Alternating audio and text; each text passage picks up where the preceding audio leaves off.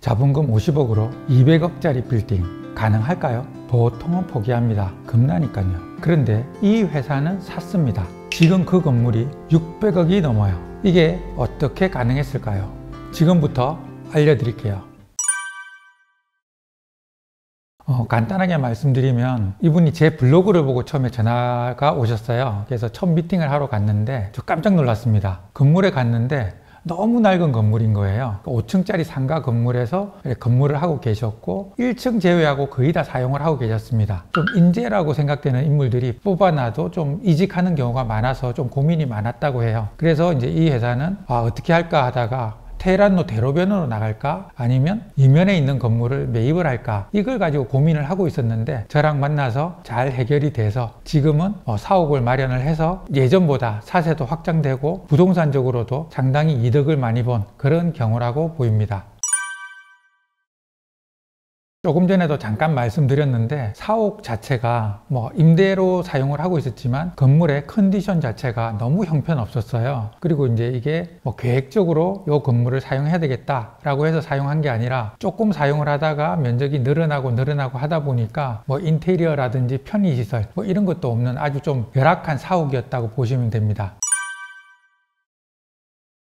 사실은 그 당시에 시장을 돌아보면 금융 조건이 아주 좋았습니다. 사실 그 당시 10년 전쯤을 다시 돌아보면 돈을 빌리는 사람들한테 굉장히 유리한 조건이었고 부동산적으로도 한참 침체기에 있다가 이제 상승을 하기 시작을 해서 누구나 좀 올라가지 않을까라고 이렇게 느끼는 그런 시기였기 때문에 적극적으로 제가 추천을 드릴 수 있었던 것 같습니다. 대표님하고 이런저런 얘기를 하면서 참 고민을 많이 했었는데요. 결정적으로 나와 있는 매물에 건물이 너무 좋았습니다. 오랜 동안 침체기를 겪고 이제 회복되는 시기였기 때문에 가격도 좀 많이 빠져 있었고 그리고 그 돈으로 대로변에 간다는 게 사실 어려울 수 있는 그런 상황이었는데 마침 대로변에 그리고 컨디션이 너무 좋은 건물이 나와 있었기 때문에 반반 정도 가지고 있던 마음을 100% 매입을 해야 되겠다라고 마음을 드시지 않았을까라고 생각을 합니다.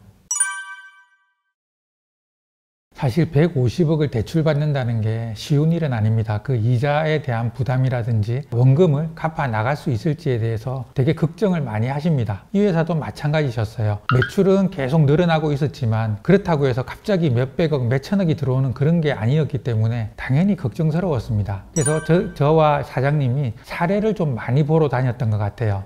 저와 함께 매매를 해서 성공적으로 사옥을 매입하셨던 회사들 그 건물들을 구경 다니면서 이 회사는 얼마 정도에 시작을 했었고 저 회사는 어느 정도 시작을 했다라는 이런 사례들을 좀 많이 듣고 나니까 좀 할 수 있겠다라는 생각을 많이 가지셨던 것 같고요. 장기적으로 이게 임대료가 어떻게 상승할 것이고 대출 이자는 어떻게 될 것이라는 그 표를 보여드리고 나서 마음이 매매 쪽으로 기울었던 것 같습니다. 처음에 이제 입주를 하실 때는 넉넉한 공간이 있었지만 그래도 전체를 다 사용하기에는 조금 불안하셨나 봐요. 이자에 대한 부담도 있고 해서 그래서 절반 정도는 외부 임대를 맞추고 절반 정도를 사용하셨는데 절반 정도 외부 임대를 주는 게 이자를 상환하는데 상당히 도움 많이 됐습니다. 그리고 지금은 정말 그 회사가 잘 돼서 회사가 빌딩 전체 공간을 사용하고 있고 직원도 많이 늘고 매출도 많이 늘었습니다. 사실 저는 중개인이기 때문에 강하게 주장하는 경우가 별로 없습니다. 어떻게 보면 여러 개를 보여드리고 그 중에 마음에 드시는 게 있다라고 하면 물건이 계약이 될 수 있도록 이렇게 협상을 해드리는 게 제 일이고 이게 좋다라고 강력하게 주장하는 일은 사실 별로 없어요. 그런데 이 회사하고 일을 할 때는 이상하게 제가 좀 그런 주장을 많이 했던 것 같아요. 그러면서 조금 리스키하다라는 생각도 많이 했지만 지금 돌아보면 그 선택이 맞았구나 라고 하는 게 더 많이 기억에 남는 그런 프로젝트였던 것 같습니다. 저는 본업이 조금 잘 되고 장기적으로 좀 긍정적으로 가고 있다라고 하시면 사옥을 매입하시라는 말씀을 좀 많이 드리는 편입니다. 왜 그러냐면 임대료와 금리와 부동산 가격을 복합적으로 보면 100% 매입이 유리하다는 결론이 나옵니다. 물론 단기적으로 작은 부담이 있을 수는 있는데 사업에 자신이 있으시고 사업이 발전하는 단계라면 충분히 리스크를 질만하지 않을까라는 생각을 하고요. 그리고 본업이 성공하기 위한 그런 기반이 된다라고 저는 생각을 하기 때문에 가급적 사옥을 매입하시라는 말씀을 좀 많이 드리는 편입니다.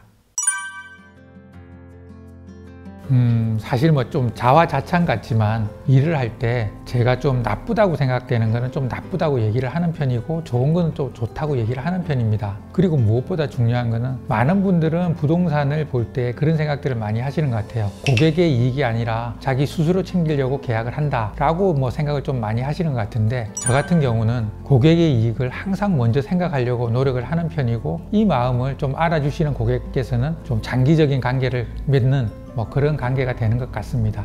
오늘은 제가 50억으로 200억짜리 사옥을 매입해서 지금은 사업도 잘 되시고 빌딩의 가치도 600억 이상이 되는 그런 성공 사례에 대해서 말씀을 드렸는데요. 혹시 지금 이 영상을 보시면서 사옥을 살까 말까 망설이도 계시다면 제가 아니더라도 다른 분하고 상담을 하셔서 반드시 사옥을 매입하셨으면 좋겠습니다. 왜냐하면 사옥 매입이 아무래도 사업에도 도움이 되고 다른 또 부동산 쪽으로도 이익을 보실 수 있는 그런 길이라고 생각하기 때문에 그렇습니다. 영상 보시고 문의하실 점이 있으시면 댓글로 남겨주시기 바랍니다. 감사합니다.